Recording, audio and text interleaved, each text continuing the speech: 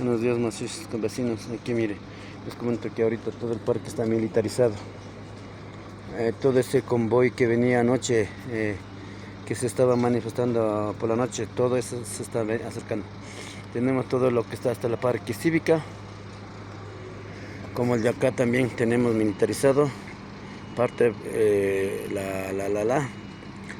la Copacabana también, toda esta parte está militarizada. No es por mentir, compañeros, ahí están los militares.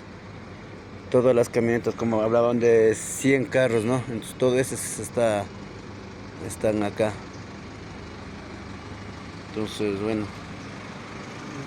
más que todo no hay que provocarles nomás. Como marcha que necesitamos hacer, pues tocará hacer, ¿no? Pero así como está ahorita con el gobierno, no creo que nos va a poner a oír. Entonces, más que todo le hago este video para que se observe la gente que está, no es mentira.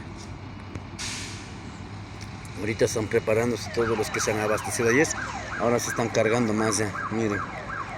Ahí hay un bus que es Gacela, creo que llegó ayer también acá y ahorita está en el parque tratando de salir.